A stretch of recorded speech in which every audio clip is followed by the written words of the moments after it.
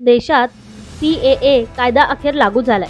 केंद्र सरकारने CAA कायद्याची अधिसूचना लागू केली। लोकसभा निवडणुकांच्या आधी पंतप्रधान नरेंद्र मोदी यांनी मोठा निर्णय घेतलाय। देशात CAA लागू, पण हा कायदा नेमका काय हेच आपण आजच्या या व्हिडिओमध्ये सोप्या शब्दात समजून घेणार आहोत। नमस्कार मित्रांनो, मी आहे प्रज्ञा शिंदे आणि तुम्ही पाहताय मराठी स्टडी जंक्शन। CAA कायदा म्हणजे नेमकं काय? तर CAA कायद्यामध्ये अफगाणिस्तान, बांगलादेश आणि पाकिस्तानमधील विशिष्ट समुदायातील जसे हिंदू, शीख, जैन, ख्रिश्चन, बौद्ध आणि पारसी या बेकायदेशीर स्थलांतरितांना नागरिकत्व देण्याची तरतूद आहे।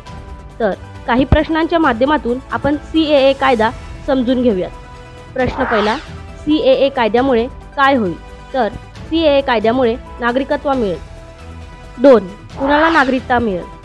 गैरमुस्लिम प्रवाशांना या कायद्याच्या माध्यमातून नागरिकता मिळणार आहे। 3. कोणत्या देशातून आलेल्या लोकांना नागरिकता मिळणार?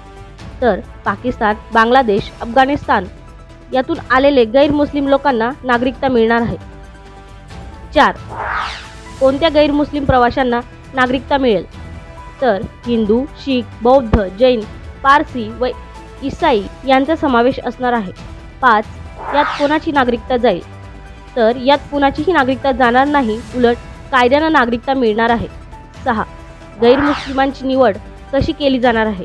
तर 31 डिसेंबर 2014 रोजी किंवा त्यापूर्वी भारतात प्रवेश केलेल्या अफगाणिस्तान व पाकिस्तान आणि बांगलादेशमधील हिंदू, शीख, बौद्ध, जैन, पारशी किंवा ख्रिश्चन समुदायातील व्यक्ती CAA अंतर्गत नागरिकत्व घेऊ शकतात। तर मित्रांनो, CAA कायदा म्हणजे नेमकं काय हे तुम्हाला आता समजलं असेल। व्हिडिओ आवडला असेल तर व्हिडिओला लाईक करा, शेअर करा आणि सबस्क्राईब करा।